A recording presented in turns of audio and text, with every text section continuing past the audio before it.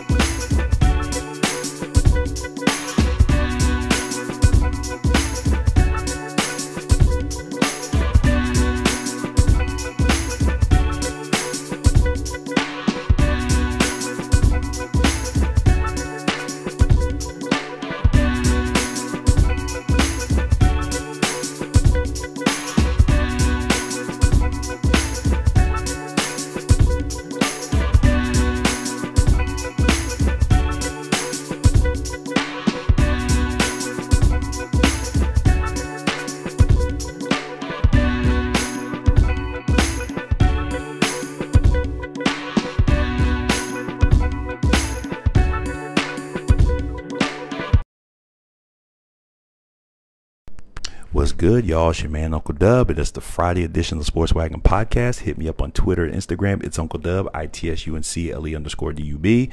So we're going to talk a little MLB, some WNBA, and of course, it's the first full week of college football. So we had some games last night, game tonight. Of course, we're going to hit it hard on Saturday. But before we get to that, and I have a new segment today, so I'll talk to you about that in a moment. So first, for Major League Baseball, acting Mets general manager Zach Scott was arrested for DWI on Tuesday morning. He was found asleep at the wheel of his SUV at a traffic light in White Plains, New York. He refused a breathalyzer. He was coming from a fundraiser at the home of Mets owner Steve Cohen, at his home. And if you've been following, and I've talked about it here on this show, if you've been following the GM drama with the New York Mets, Scott became the GM after Jared Porter was fired. And remember, he was fired back in January for inappropriate texts that he sent to a female reporter in 2016. So it was a long investigation. I think at that time, if you recall, he was with the Chicago Cubs as either a scout or a assistant GM or what have you. So a couple things with this. First of all, I'm not going to try to equate sexual harassment with DWI. I mean, again, he's going to probably go to court, pay a fine. He'll do time or whatever. I don't know if he's going to get fired. I haven't checked to see if he has been fired. But again, if you're the owner of the team and you're having his party, number one, why would you let your employee leave if they're obviously drunk? And then secondly, as the employee, why are you going to go to your boss's house and drink that much? I mean, come on, dude, a little self-control. I mean, sure, if your boss has that much money and they're like, hey, open bar, I mean, exercise a little restraint. I mean, it's going to say a whole lot about you if, you're at your boss's house getting fucking sloshed. I mean, sorry about that. I typically don't cuss on this podcast, but that one slipped out. However, it's just, come on, use a little common sense, dude. The Mets are currently third in the NL East, and they are sixth in the wild card standings. So, I mean, they've kind of had a pretty up and down season. They've had injuries galore, and it's just affected their performance. But again, unless something really crazy happens, no postseasons for the Mets, considering they are sixth in the wild card standings, unless they can up their ante in the NL East. I'll go through the standings briefly in just a second. Other news from Major League Baseball: Nationals Vice President Bob Boone resigns over the team's COVID vaccine policy. That policy states that non-uniform team personnel must get vaccinated. Boone has been a senior advisor to GM, or his current role before he resigned. He was a senior advisor to General Manager Mike Rizzo. He's been with the team since 2005. He is also the father of New York Yankees manager Aaron Boone. And if you recall, Aaron Boone announced in March that he was vaccinated for COVID. Boone is 70, he's 70 something, I forget. But I mean, it kind of shows you a couple things, just this whole divide that we've seen with vaccines, whether it be age, whether it be race, or whether it be political affiliation. I don't claim to know Bob Boone's political affiliation or his political views, but based upon this, I'm kind of going to make some assumptions here, so you kind of know where I'm going. I'm not going to say it, but I mean, again, it's really sad that we are at a time where vaccines and saving lives and wanting to protect yourself from a deadly virus has become a political statement. It's sad. I mean, my whole thing is the common argument is, well, if you get vaccinated, you can still get it. Okay, but why would you want to get it, period, vaccinated or not? Because we know what it can do if you're not vaccinated. But the problem here is, if you get it, what we don't know is the long-term effects of this virus. So we've got people who are saying they're taking drugs to help them remember, like they're taking anti-Alzheimer's drugs. There's just people are having problems with their vision. People are just having such a myriad of effects from this virus. So the question is, why would you want to get it? Although you can argue all day long that, oh, it's, what's the big deal? I won't die from it. Yeah, you could die from it. I mean, there's a 1 in 5 chance either way that you'll live or you die.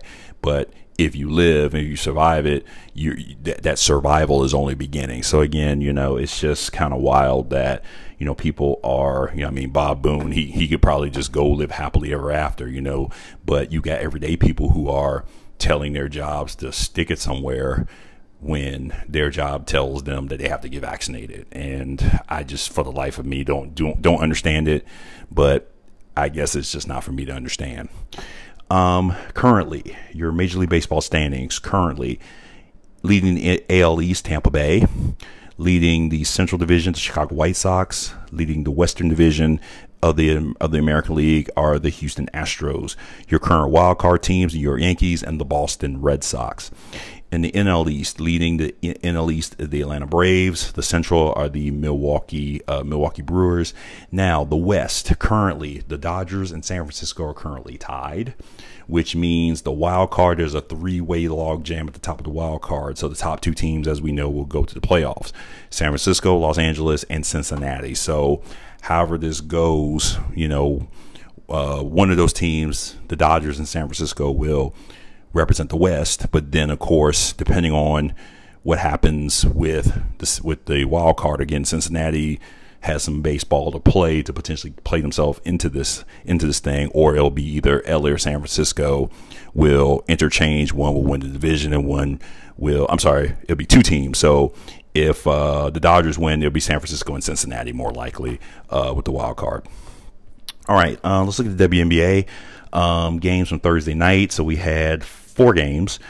First game, the Wings 72, Dallas Wings 72, 68 over the Atlanta Dream. Alicia Gray, 19 points, 10 rebounds. Arike Ogunbowale, 17 points, hit game-sealing free throws. Courtney Williams at 25 points for Atlanta. The Minnesota Lynx beat the LA Sparks 66-57. Kayla McBride, 17 points. Sylvia Fowles, 15 points, 17 rebounds. And Erica Wheeler and Nneka Ogwumike, 17 points each for Los Angeles. The Las Vegas Aces beat the Chicago Sky 90-83. So 21 points for Kelsey Plum, Asia Wilson. Asia Wilson also chipped in with 10 rebounds. And Raquina Williams each had 21 points to lead the Aces. Candace Parker, 30 points, 14 rebounds for the Chicago Sky. Let's see. Liberty and Storm. The Seattle Storm beat the Liberty by 10, 85-75. Brianna Stewart, 33 points. Sabrina Ionescu with 20 for the Liberty. Current standings in WNBA. So your top seed currently is Connecticut. Second seed Las Vegas. Third seed Seattle. Fourth seed Minnesota. And fifth seed Phoenix. These 5 teams have already clinched their playoff spots. So 2 clinch currently: Chicago at 6, Dallas at 7, and Washington at 8. So it's the last 3 teams to clinch, and then we'll have our WNBA playoffs set and ready to go. All right, we're going to go over to college football now. So it's time to talk a little college football. So first, games from last night. Number 22, Coastal Carolina beat Citadel 52-14. I saw the score. That game was pretty much over at halftime. I mean, you know, Coastal, they are, as we said from last season, they had a really great season. I think they finished top 15, if I recall, top 15, top 10. Coming back as number 22 team. So again, they start off the season with a big win against Citadel. Number 24, Utah beats Weber State 40-17. Weber State returned that kickoff 99 yards during the game. So some excitement in that game for the Weber State crowd. Arizona State 41, Southern Utah 14. So Arizona State's ranked 25th currently. And the one top 5 ranked team in action last night, Ohio State beat Minnesota 45-31. So Minnesota led this game at the half. Second half was all Ohio State. Quarterback CJ Stroud for Ohio State, 13-22, 294 yards, 4 touchdowns and 1 interception. The interception, one thing about Stroud that was kind of hurting him a little bit, he was throwing either overthrowing or throwing behind. So in this particular case, he threw behind Chris Olave, their star wide receiver. Olave got a hand on it. It tipped in the air. It was intercepted by Minnesota, and they returned it, and that allowed Minnesota to get back into the game. Olave, 4 receptions, 117, and 2 touchdowns for him in that game. All right, so as you know, we have one game tonight, 6 o'clock on ESPN. So I already did my pick for that. That's North Carolina at Virginia Tech on Saturday. So we've got 5 games I'm going to pick here. Again, there's a whole slate of games, as you know, as with any Saturday. So you got to, you know, kind of pick your poison as to which game you're going to focus on, or you're going to have all your TVs and devices focus on every game, however you tend to watch. I'm going to try to catch a few of these games because I know I'm still going to be busy doing stuff I should have finished already. But let's start in the Big Ten, noon on Fox. Penn State, ranked number 19th in the country. They visit Camp Randall, and number 12, Wisconsin, who are 4.5-point favorites. This one was a hard one to pick. I'm still a little iffy on who I'm going to pick in this game, but I'm going to stick with my pick. I'm going to take Penn State in this one. The key for this one, I think, is Sean Clifford going to make that next leap? Is he going to make that next leap in his progression as a quarterback? It's going to be interesting to see how he does against Wisconsin at Camp Randall. 3:30 on ABC, number 1 Alabama, who are 18.5-point favorites, take on number 14 Miami from the ACC in the Chick-fil-A kickoff game that's in Atlanta. Again, I'm going to take Bama in this one, although Miami with De'Aaron King, here's a guy that he's going to frighten the Alabama defense a little bit. This guy, he can throw, he can run, he can do it all. So De'Aaron King gets to not just frighten Alabama's defense, but he gets to frighten the ACC defenses again for another season. But I'm going to take Alabama in this one. I really don't think this is going to be a blowout. I mean, they're saying 18.5. I mean, it might be about that or a little less. I don't see a blowout in this game. But I think Miami's going to make it interesting. They're really going to, on the defensive side of the ball is where Miami, as we know, make their hay with the turnover chain. So I think they'll kind of do some things to try to kind of get Alabama out of their rhythm. In the Big Ten, number 17, Indiana goes to Iowa City to take on the Hawkeyes, the Iowa Hawkeyes, who are 3.5-point favorites. That's on the Big Ten Network at 3:30. Indiana, another team that had a breakout season last year. Their head coach, Tom Allen, got a big contract extension. They're looking like a team on the rise. So kind of one of those teams I talked about, who's going to be a team per conference and maybe a team nationally that could make a statement this year. I'm taking Indiana in this one. Iowa's a 3.5-point favorite, but I'm going to take Indiana here in this game.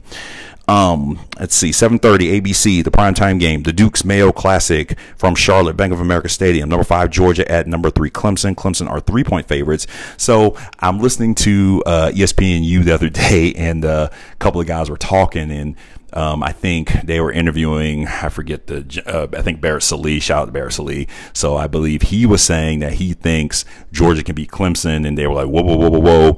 You need to explain it, because he was just trying to push past that. He wasn't trying to talk about it. I kind of go back on my statement from last time. In the last show, I said, when Georgia's in the spotlight, they tend to do what they do. They play good football, but they don't quite finish the deal. When they're outside the spotlight, they come up and surprise you. I think Clemson wins this one. It's going to be a close one. But what's going to be interesting is what happens on the front lines in each game. So I'm sorry, on each team rather. So the offensive line of Georgia versus the defensive line of Clemson. If Georgia can get it going with the run game, it's going to be kind of an interesting game for Clemson. But again, Clemson has a really experienced defensive line. I think former Clemson player and ACC network analyst Eric McLean said he thinks this is the best defensive line Clemson has ever had. If Eric McLean is saying that, then that's saying something. So again, can Georgia, can they push harder up front to get their run game going? If they can, it's going to be a tough night for Clemson. If they can't, then it's going to be quarterback play. Okay.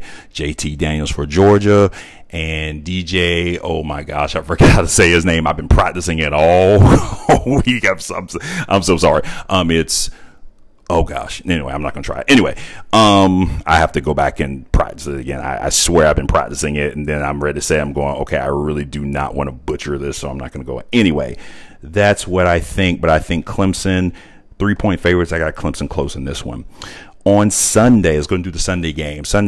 Number 9 Notre Dame, 7.5-point favorites. They visit Florida State, 7:30 on ABC. I got Notre Dame. Again, I think they might be at 7.5, a little bit more than 7.5, but I got Notre Dame winning this game on Sunday. And there might be a Monday night game. Oh, there is a Monday night game. It's another kickoff game. It's another Chick-fil-A kickoff game. I believe that is Louisville, and I can't escape me. Louisville's playing that game. But that's my week 1 picks. I got 6 picks for this week. I'll tell you how I did next week when I pick week 2. Already I'm looking at my week 2 notes, and I got 1, 2, 3, 4. I got about 1, 2, 3, 4. I got about 5 games for week 2. So some good ones next week. So some rivalry games. So I'm excited about that. All right. Lastly, want to do a quick new segment here. This is going to be a Friday thing called Dubs and L's. So wins and losses. So who are some winners this week? Who are some losers? Let's start with the dub. The dub this week goes to professional tennis player Victoria Azarenka, and she made a statement in one of her post-match press conferences, where she asked, why in the world do we ask, if I recall, I want to make sure I get the statement right. I believe she asked, why are we asking the players not to be vaccinated, but the fans to be vaccinated? So in essence, she's trying to understand, why is there just an imbalance in what we're asking for. My whole thing is this: we're talking about the U.S. Open, one of our 4 majors. It's always big. I mean, we remember how it was last year where there were no fans. Now fans are coming back, but we're doing all these things. We're playing football again. Baseball's been playing. College basketball is going to start up soon. We're doing all these things with Delta variant out there, the vaccines available. And now I've been hearing rumblings about there's another variant that could be more dangerous because of its changes. It could potentially duck the vaccine's effects. So if we are talking about getting a lot of people together in one space, and if we still have this disconnect of people who want to get vaccinated versus people who don't want to get vaccinated, then why aren't more public entities, more entities that have a lot of people that have people interfacing with a large amount of the public, why aren't they demanding vaccination of everyone associated with their thing? You know what I'm saying? So I know that's going to be politically messy, but my whole thing is there has to be some incentive somewhere, because somebody has to look up and say, I want to be a part of this thing. If I want to be a part of this thing, then I have to get vaccinated. And for some, that might work. We know there's a large population of people that aren't going to be with it.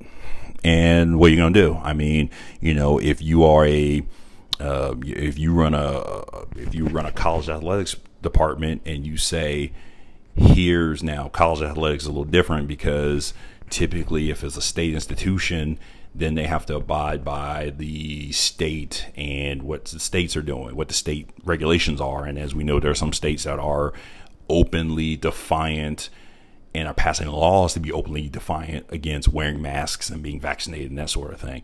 But if you're not going that far, then why wouldn't you say, listen, we want everyone here to enjoy the game, and we want everyone here to be protected, or we want people to be associated with this thing, but we ask that you do what you can to protect yourself. Look, if you don't want to get vaccinated, wear a mask. How hard is that? It's a mask. Sure, if you're outdoors, it might be a little uncomfortable, but listen, do you want to get sick? I just finished talking about, okay, no one wants to get COVID. Even if you're vaccinated, you don't want to get it. It's still going to have an effect on you even after you get over it and you're vaccinated. Or if you get it and you're not vaccinated and you happen to recover, it's still going to have the long-term effect on you. You don't know what it is. So I think this is a very interesting question, a very good question. I think it's a question that more people need to ask, because it's a little bit disconcerting that we have people who, just don't care.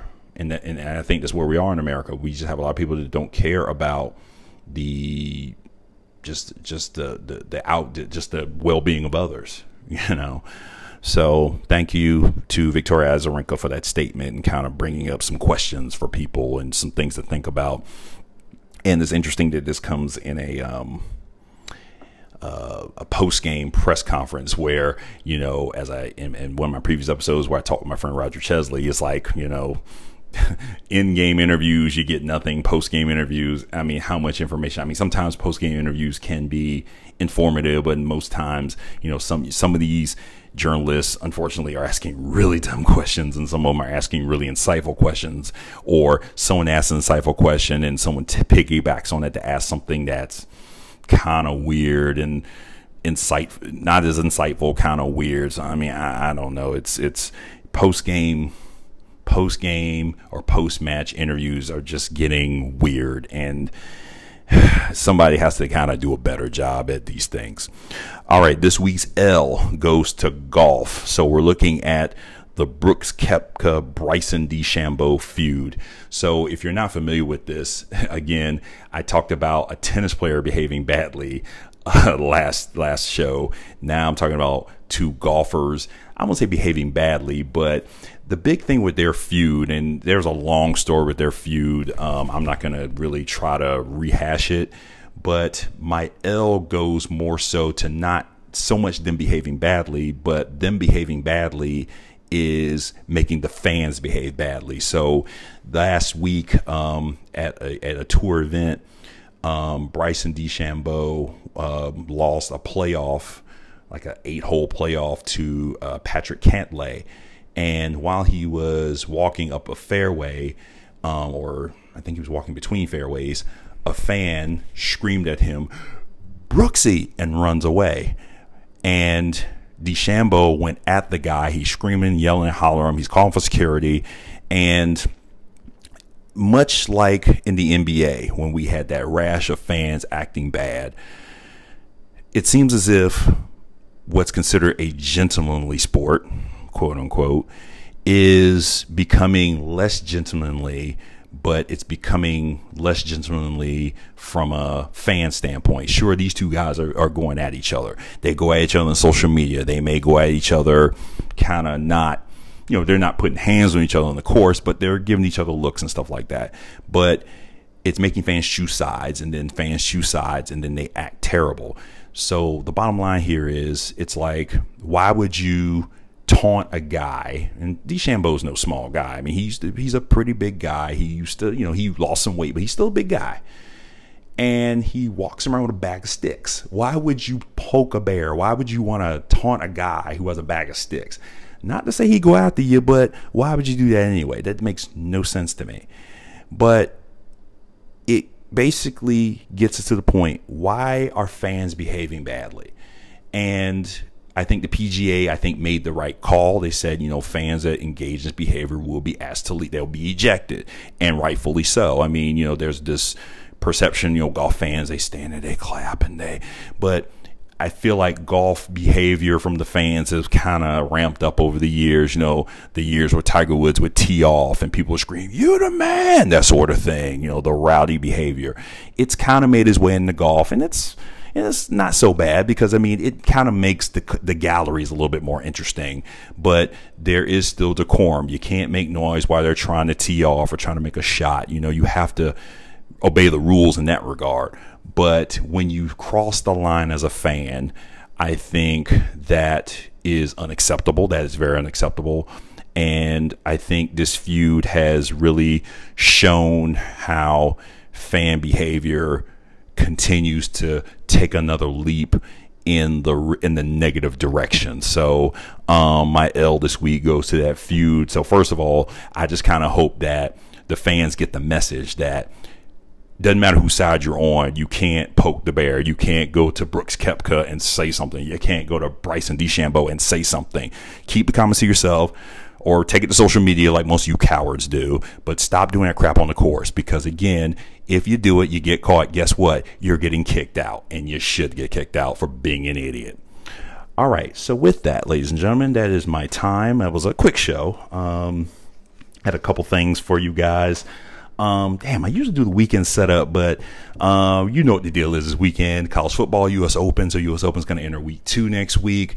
So next week we'll kind of have a better, by the end of the weekend, we'll have a better look at who's going to be possibly contending for the U.S. Open title, men's and women's, as we end the tennis season officially.